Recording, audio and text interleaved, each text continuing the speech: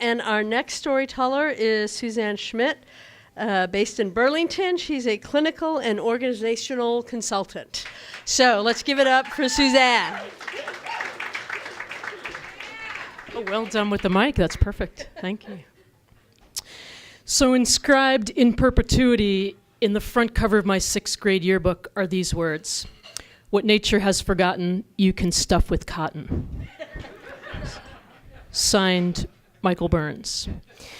Michael Burns was the kid that every girl wanted. He was tall and blonde. He ran track. He played the trumpet. He was it in 1974.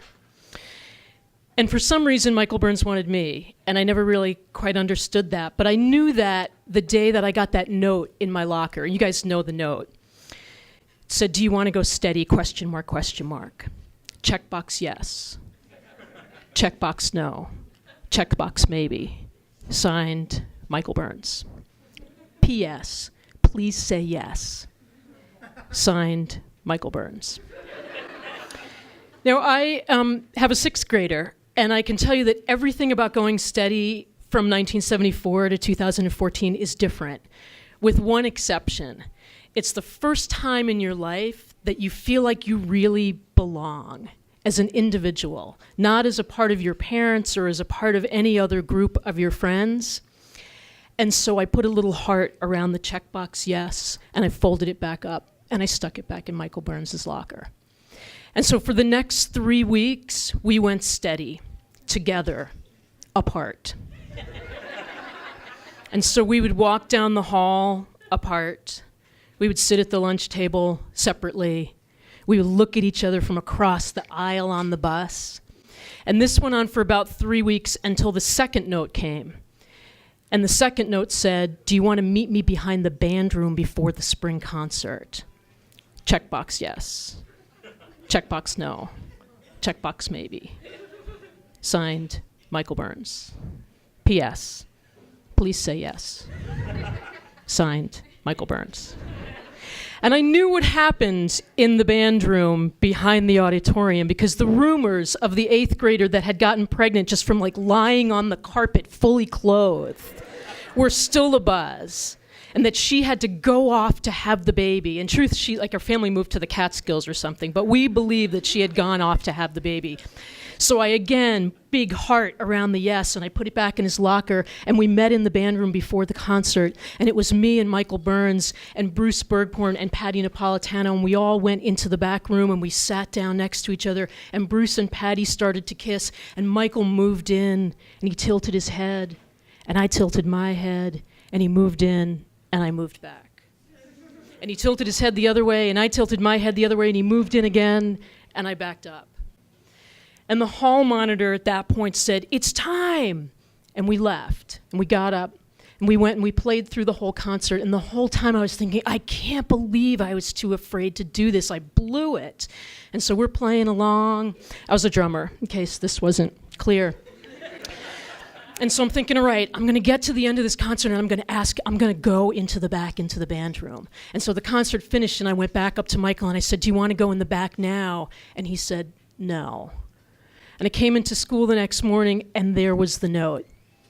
"Do you want to break up?" Checkbox yes. Signed, Michael Burns. And it was all over school, and every single girl was like, "I can't believe you didn't kiss Michael Burns." And every boy was like, "Oh my God, you're never going to give it up." I was 12 at the time. And even Emil Vecchione, who was the hall monitor, said, "I can't believe you didn't kiss Michael Burns." I didn't really understand until many years later why Emil was so disappointed in that. And so it was one of those scenarios that you come up with an alternative ending for. So my first alternative ending was that I kissed Michael Burns, and it was beautiful, and we fell in love, and we got married, and we had babies, and we had this fabulous life. And then when that got kind of boring, the second scenario was I wanted to kiss him, but he didn't want to kiss me, and that didn't last very long because I realized that doesn't actually end any better for me. And then the third scenario, which is the one that I went with, was that it was good that I didn't kiss him because he was bitter and had led a life of compromise. And that this was a good choice on my part. And that's the story that I went with for 30 years. until I went back to New York and was visiting and was coming out of a store, and I heard, Sue Schmidt, it's Michael Burns. And before I even turned around, I thought, yes, I have waited 30 freaking years to be here with you. This is my moment. And I turn around, and he's gorgeous. And he's tall, and he's blonde, and he's got like 1974 Bee Gees hair that's like perfectly feathered. And I thought, are you freaking kidding me? And so we talked for a little while, and we got to a point where he was able to say, I'm so sorry. I really liked you, and when you wouldn't kiss me, I was so embarrassed, and I didn't know what to do. And I thought to myself in that moment, not only are you gorgeous, but you're a nice guy. And I didn't say that to him. And the other thing I didn't say to him was that for 30 years, what I didn't realize until that moment was that it wasn't Michael Burns that I was afraid of.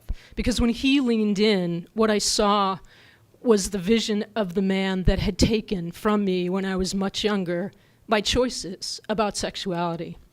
I didn't tell him that either, but we had a wonderful moment. And he leaned in, and I leaned in, and I gave him the biggest hug I've ever given anybody. Thank you.